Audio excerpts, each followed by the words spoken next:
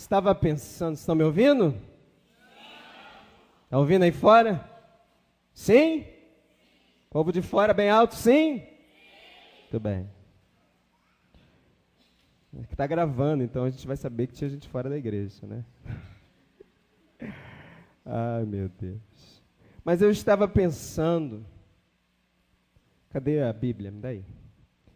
Por ocasião deste imprevisto, o Padre Sérgio, que estaria aqui hoje conosco, presidindo esta Eucaristia, se não foi providencial, devido às leituras, mas sobretudo o Evangelho que ouvimos. Porque ninguém melhor para falar para suas ovelhas do que o seu pastor. Então eu fiquei pensando, acho que Deus deu o seu jeitinho, não que Ele não quisesse que o padre estivesse aqui, mas Ele deu o seu jeitinho para que as suas ovelhas pudessem ouvir a voz do seu pastor. A liturgia de hoje, com este evangelho, conhecido por nós, Evangelho de João, capítulo 21, ela nos apresenta duas realidades. A realidade de Jesus e o pastoreio. Portanto, Jesus está falando às ovelhas, amém? Está fraco, amém? Amém?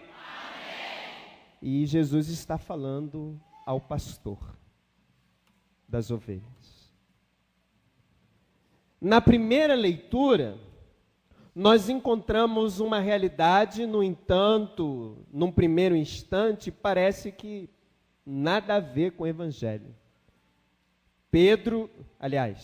Paulo está preso. E o que nós temos é a discussão se Paulo vai ser julgado pelos judeus ou pelos romanos. Aparentemente, o que tem a ver isso com o Evangelho? Aparentemente, nada. Mas investigando bem a fundo, nós vamos constatar que a primeira leitura tem tudo a ver com o Evangelho. Por isso, nós começamos por ela. Leitura que nós ouvimos dos Atos dos Apóstolos, capítulo 25. Paulo está preso. E Paulo é levado diante do rei Agripa e Berenice para que chegassem a um consenso. E eles não chegam a consenso nenhum. Paulo está sendo acusado. Qual é a acusação que levantam contra Paulo? Paulo prega e anuncia um tal de Jesus Cristo, que não morreu, mas que ressuscitou. Mas que todo mundo naquela região sabia que estava morto. Portanto, Paulo devia ser compreendido por eles como maluco, lunático, doido e por aí vai afora. Pregar uma pessoa que já morreu, dizendo que ela continua no meio de nós, no meio deles, fazendo milagres, manifestando-se, aparecendo a eles. Loucura, não? Parece-me. E Paulo pregava contra, é claro, a religião oficial do tempo. Religião essa que ele defendeu durante muito e muito tempo.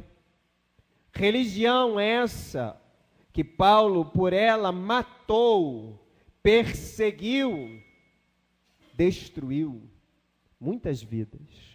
Mas muito engraçado, né? Como é que são as coisas. Ele agora se tornou refém.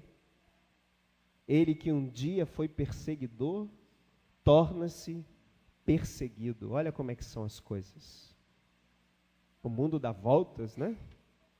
E Jesus, nós ouvimos ontem o testemunho da Miriam Rios, ela frisou muito a questão da obediência a Deus. Se nós somos obedientes a Ele, nós vamos fazer muitas das vezes coisas que não queremos. Por isso, vamos nos ver em situações inusitadas, que nós não esperávamos que ia acontecer conosco, mas estamos lá. Por quê? Porque você quis? Não. Porque assim Deus quis.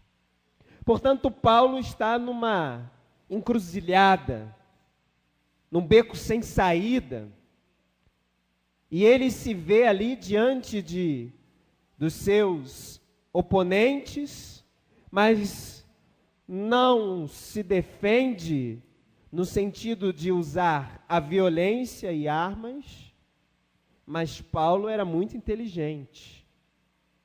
Paulo era teólogo, estudou, conhecia muito bem a lei, foi um fariseu, confesso. Portanto, ele sabia muito bem o que a lei dizia. Por isso ele, quando vai diante dos seus oponentes e acusadores, ele pede para que ele seja julgado pela lei romana e não pela lei judaica. Versículo 16. Mas eu lhes respondi que os romanos não costumam entregar um homem antes que o acusado tenha sido confrontado com os acusadores e possa defender-se da acusação. É o princípio romano do direito, que vigora até hoje, sabia? Todo acusado tem direito de defesa. E segundo o direito civil e também o canônico, nenhum acusado é obrigado a dar provas contra si mesmo. Mas ao contrário, ele tem que se defender. Esse é o princípio romano que vigora até os nossos dias de hoje. Porque o princípio judaico ia fazer com que Paulo fosse condenado, julgado pela lei, não cumpridor da lei, recebe então a pena, sem direito à defesa. Portanto, Paulo prefere ser julgado pelo direito romano. E assim acontece. Paulo fez uma apelação, final da leitura, para que a sua causa fosse reservada ao juízo de Augusto imperador. Então ordenei que ficasse preso até que eu pudesse enviá-lo a César. Pronto, terminou a leitura. Mas o que isso tem a ver então com o Evangelho? O que isso tem a ver conosco? Também fiquei pensando isso. Princípio de ser acusado e de defesa. Fiquei pensando também na nossa evangelização. Se nós estamos prontos, preparados para sermos julgados e acusados. Será que estamos? Porque isso que aconteceu com Paulo também vai acontecer conosco. Sabia? De uma forma ou de outra, de diversas maneiras, talvez já esteja até acontecendo. Você também esteja sendo encurralado. Por causa de quê? Por causa da sua fé. por causa do seu seguimento a Jesus, que muitas das vezes incomoda os outros. É no trabalho, nossa, esse camarada só fala de igreja. Ele não sabe, graças a Deus, né? Antes ele falar da igreja do que ele ficar falando besteira, daquelas conversas de homem que só fala besteira. Não é não? É. Nossa, esse camarada não sabe outra coisa senão igreja, falar da igreja. E daí começa as perseguições, as acusações, ainda mais se você escorrega. Você escorregou, pronto, acabou. Começa-se a rezar um rosário de defeitos. Está vendo o Zé Mário? Ou Maurício, né? Não sei, Zé Mário, Maurício, como queira. Ele é isso, é aquilo outro, aí começa. E aí começa uma difamação, muitas das vezes sem dar direito ao acusado de defesa. É assim ou não é? Tem gente que acha que não. É assim ou não é? É. E muito pior do que isso. As pessoas são, com as suas línguas afiadas, às vezes má. Às vezes são servidoras de Satanás, do demônio, porque o acusador, diferente do Paráclito que nós estamos celebrando e que nós vamos celebrar domingo, no dia da queda das muralhas, o Paráclito é o advogado. O advogado defende. Ele vai levantar provas e argumentos para a sua defesa. Portanto, quando o Espírito Santo recorda no seu coração alguma coisa de pecado, por exemplo, que você tenha feito, não é porque ele esteja te acusando, mas porque Deus quer a sua conversão. Por isso ele suscita, ele faz vir lá de dentro aquilo que está escondido, aquilo que está oculto, para que você seja liberto. Portanto, não é uma acusação.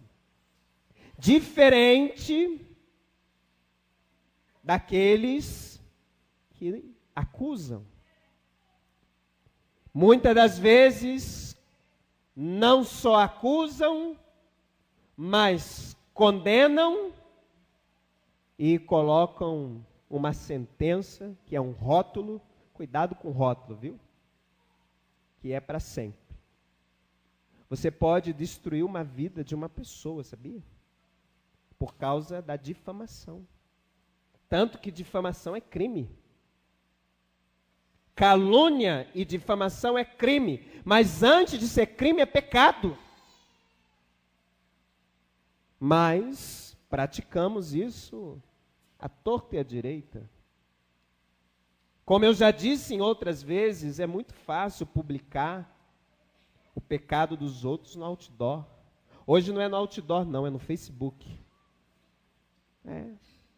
Fulano, tá vendo? Fez isso, fez aquilo, escreve lá. Sem dar direito de defesa. É por isso que eu não tenho essa porcaria. Eu não tenho. A paróquia tem? Tem, mas eu não. Ele pode ser usado pelo bem, mas pode ser usado para o mal também. Já vi N situações de pessoas que levantaram acusações contra outras pela internet. E o que é pior, são covardes, não se identificam, porque pode-se fazer perfil falso. Infelizmente eles permitem. Me parece até que, segundo os estudiosos aí da área da informática, o Facebook está com os seus dias contados.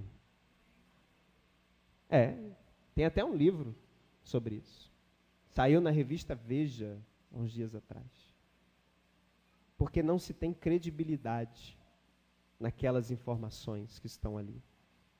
Mas veja como que o princípio do direito diz que quem é acusado tem direito de defesa.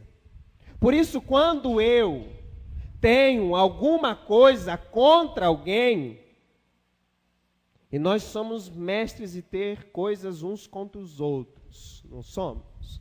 Somos. Às vezes fulano nem fez nada, só me olhou e pronto, já era. Vai falar. Passou por mim, não falou. Aí você já começa a levantar, né, a vida da pessoa e começa a acusar. Veja se não é o que está acontecendo com Paulo. É exatamente isso. Veja se não é o que acontece no dia a dia, na vida humana. As pessoas acusam e não dão direito de defesa a quem está sendo acusado. Levantam lebres, ideologias a respeito dos outros e as defendem. É muito fácil colocar a palavra na boca dos outros, sobretudo quando essa pessoa não está presente. Ah, o padre disse. Disse mesmo? Será que ele disse? Como eu disse, padre tem as costas largas, né? Todo padre.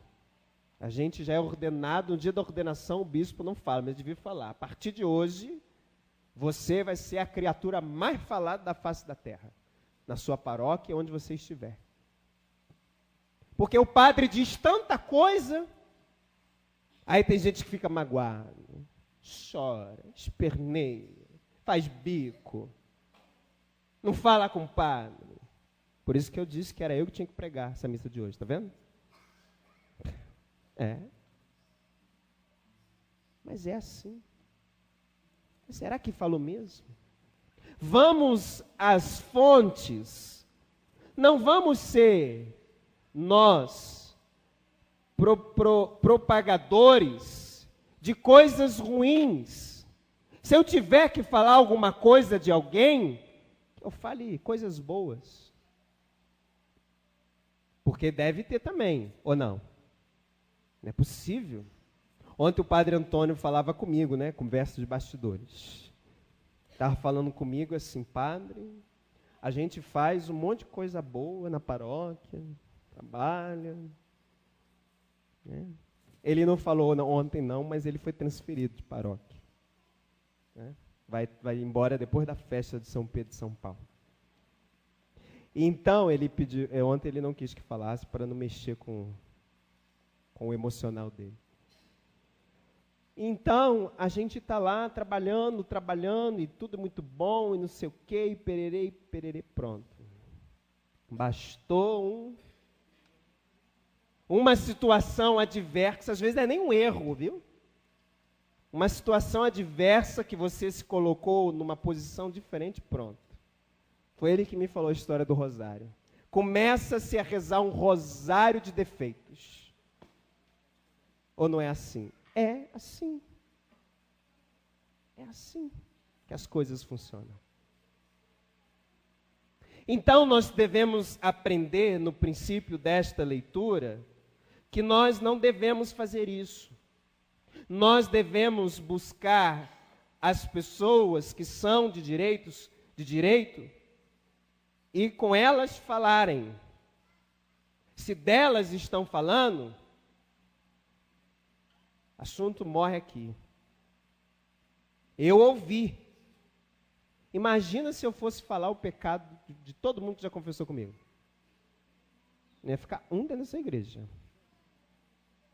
Outro dia eu ouvi já que todo padre contou história, eu também vou contar uma. Outro dia eu estava vendo uma, como é que chama? Stand-up comedy. Aquele negócio lá, né? De comédia. Aí estavam fazendo uma sátira de um culto protestante. E o pastor pregando, e não sei o quê, meu irmão, que Jesus não sei o que, fez não sei o que, não sei aonde, que curou, que libertou. Está vendo esse meu irmão aqui? E puxou uma pessoa. Vem cá, irmão. Fica com vergonha não, levanta, levanta, levanta. Assim mesmo. Vem cá. Esse meu irmão aqui estava nas drogas, estava no álcool, estava na prostituição, vivia uma podridão. Mas o Senhor o libertou. Aí o pessoal, ei, glória a Deus, vamos fazer, bate palma aí. Ei. Vamos ensaiando. Tudo bem. Aí, daqui a pouquinho o pastor continuou. Tá vendo? Mas não foi só ele não, que o Senhor libertou. O Senhor libertou também a sua mulher. Vem cá, minha irmã, levanta. Fica de pé. Vem cá na frente, dá o seu. Tá vendo essa mulher? Essa mulher sofrida. Essa mulher que tanto penou pela salvação do seu marido. Mas essa mulher também que não era santa, não. Ela também tinha os seus pecados. Tá vendo? Ela saiu com o seu Joaquim, que está sentado ali do lado da dona fulana. Ela saiu com o seu Beltrano. Aí ele começou a falar o que ela tinha feito com um, que ela tinha feito com outro, e com não sei quem. Bem, ela quase fez... Tira da gravação isso. Ela quase andou com a igreja inteira. Os homens. Aí o pastor disse assim, gente... Vocês querem que eu continue pregando ou vocês vão dar oferta? Não, nós vamos dar oferta. Então passa a oferta. Aí eu fiquei pensando, imagina se o padre um dia começasse a falar o defeito dos outros, começasse... Ó, gente, tá vendo fulano? Não pode, né? Não pode, a igreja não permite. Tá vendo fulano? Já pensou? Mas agora eu vou passar a oferta. Vocês preferem que eu fale? Mas a oferta, olha, o pessoal tirava dinheiro do bolso correndo e tirava mais dinheiro para o pastor ficar quieto. Mas voltemos aqui à pregação. A história já foi. Nós não temos esse direito. Temos que tomar muito cuidado, gente. Lembra que o acusador é Satanás. E que desde os primórdios, através da palavra de Deus, você pode pegar, depois em casa, ler o capítulo 25, é o princípio do direito romano que vigora até hoje. Todo acusado tem direito de defesa. E não somos nós que devemos acusar. Uma vez eu ouvi alguém dizer uma triste frase. Muitas das vezes se fala muito de humanidade, mas pouco se vive ela. Quem falou foi o padre Fábio de Mello. É a mais pura verdade. Muitas das vezes somos capazes de nos ajoelhar diante do Santíssimo Sacramento, piedosamente, rezar-lhe contrito, mas passa perto do irmão com necessidade, nem olha. Ou vê o seu irmão em apuros, todo mundo apontando o dedo para ele, ele já está quase assim, ó, na beiradinha, escorregando para cair no precipício. Você passa e olha, isso não é problema meu, não, vai embora. Temos que mudar.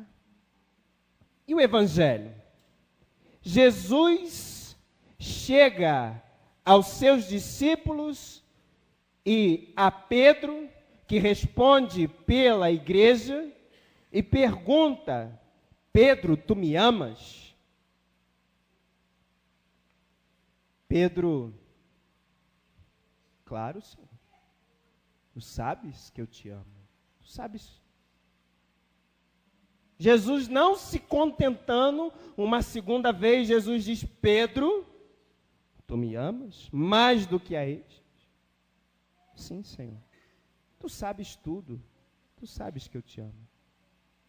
Mas Jesus não se deu por satisfeito, porque dizer eu te amo é muito fácil.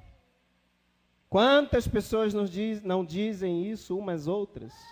Conheceu ontem, já está dizendo que ama, conheceu ontem, hein?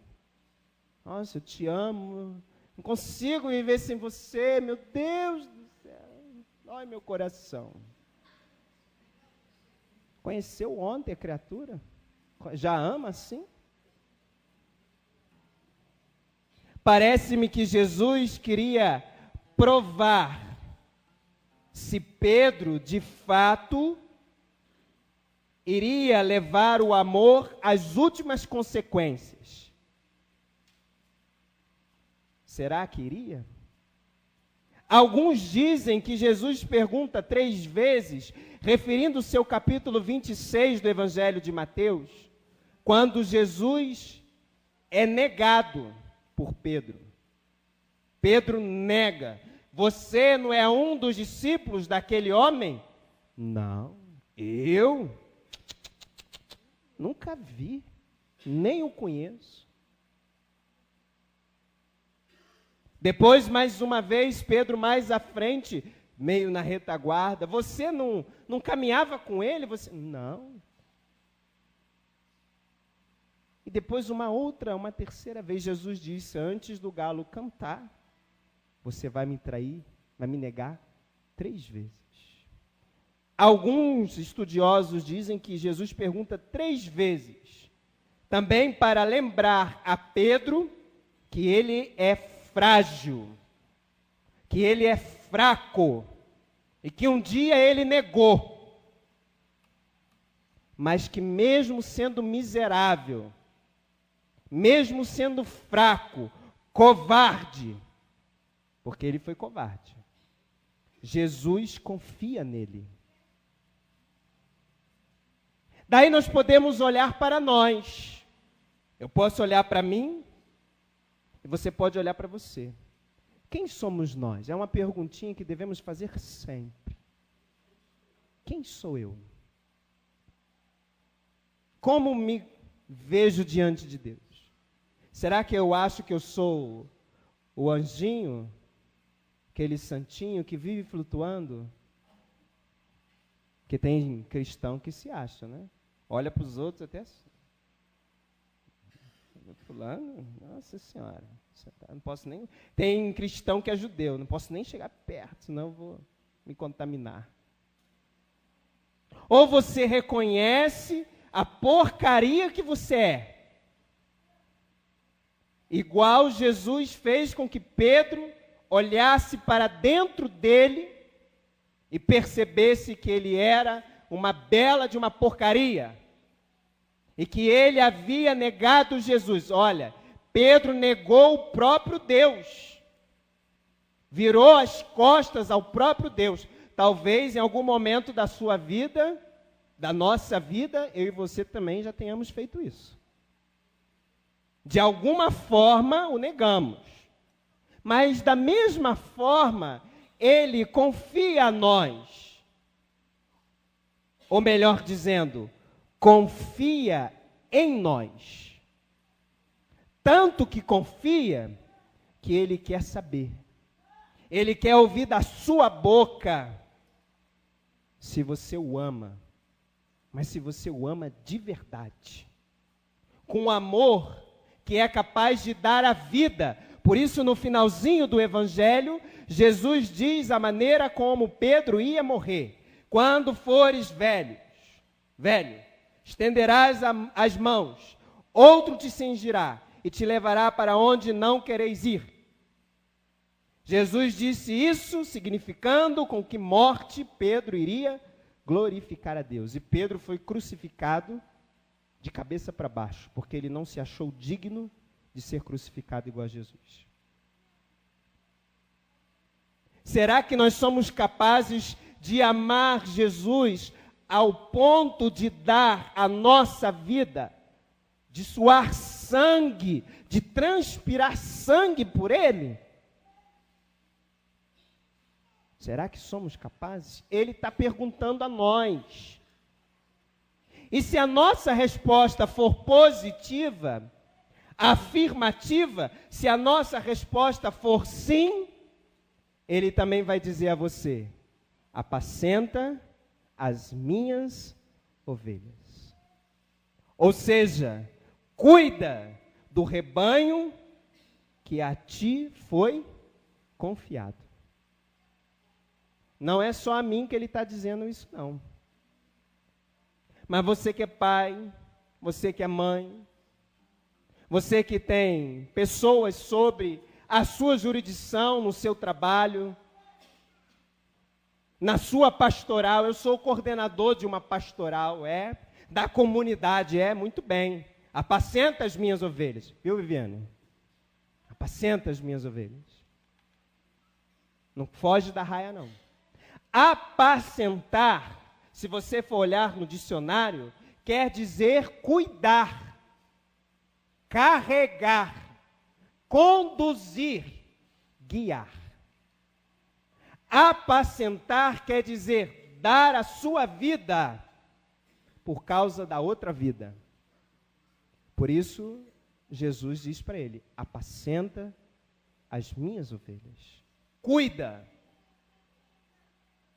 Na pastoral, na minha casa, no meu trabalho, aonde quer que eu esteja, eu tenho que declarar o meu amor incondicional a Jesus Cristo, como Ele declara a mim, mesmo sabendo que eu sou como Pedro, fraco, e que muitas das vezes o nego com meu pecado, e tenho eu que cuidar, zelar. Por isso dar a vida, se cansar. Às vezes as pessoas falam assim, já tem 3 anos de padre, parece que eu tenho 20. Eu escuto isso em todo lugar que eu vou. Mas são sempre as mesmas pessoas na pastoral. Não muda. São sempre aquelas poucas pessoas. Não entra mais ninguém.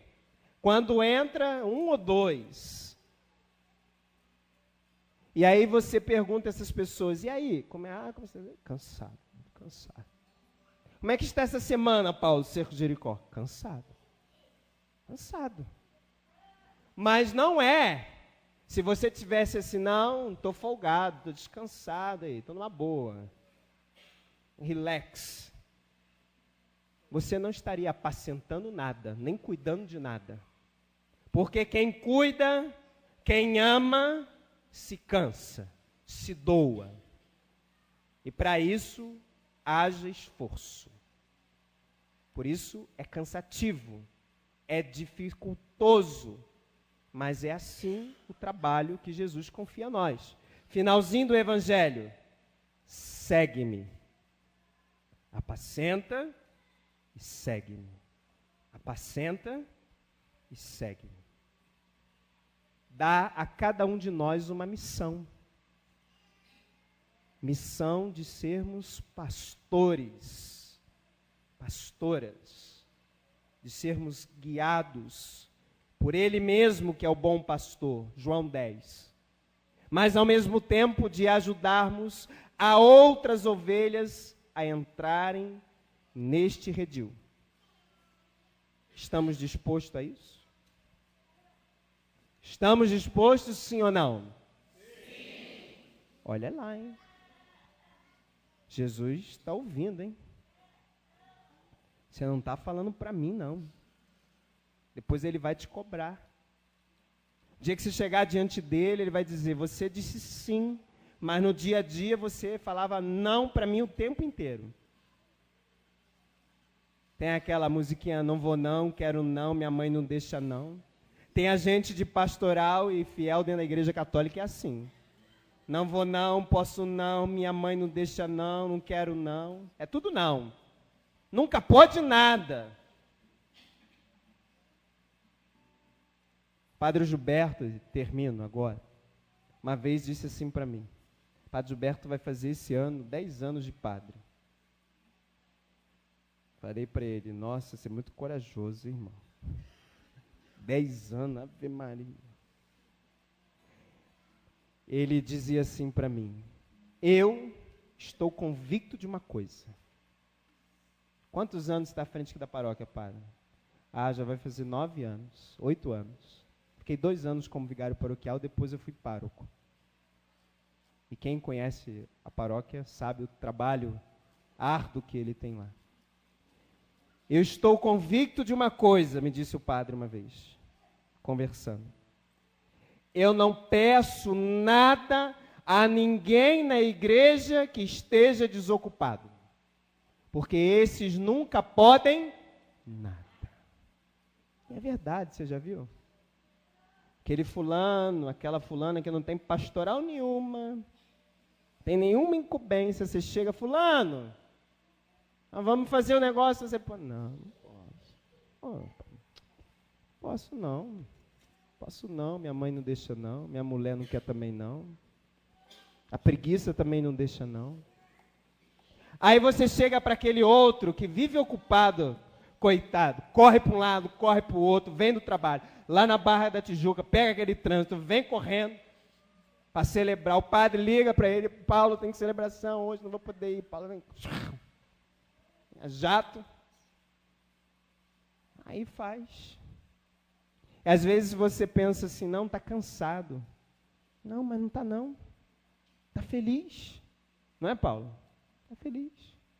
Convenceu muito não o seu riso. Está feliz. Mas é a mais pura verdade. Os desocupados continuam desocupados.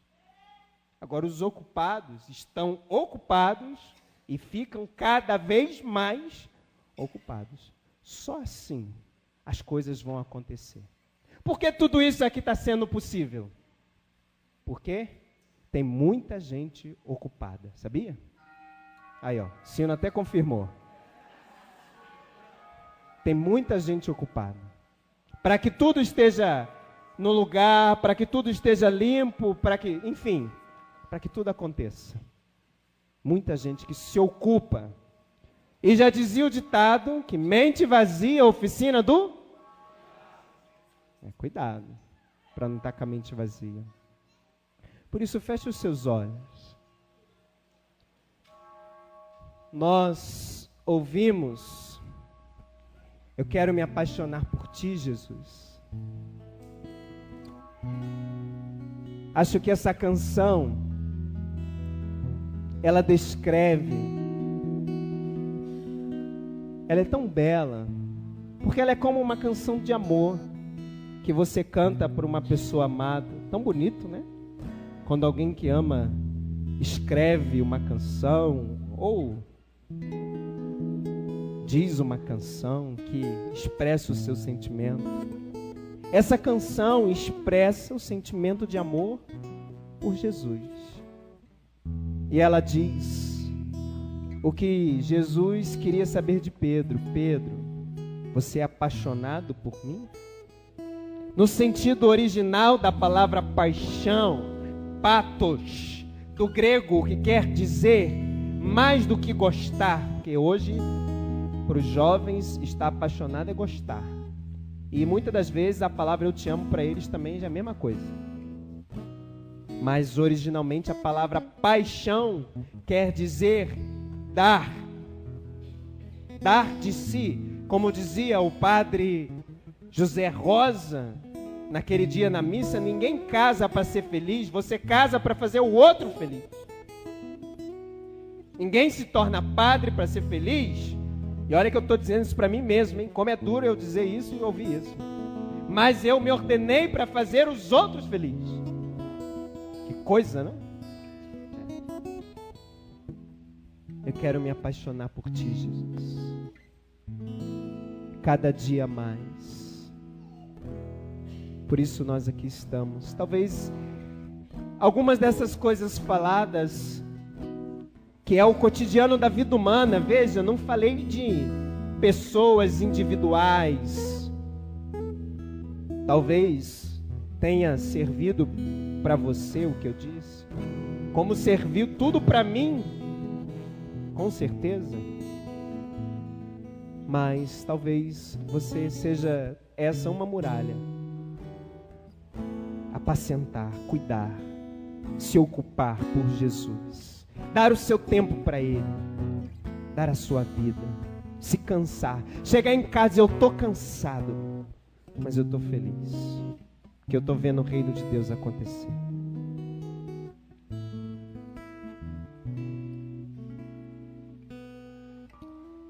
Eu te encontrei, não vou te deixar, Jesus, ensina.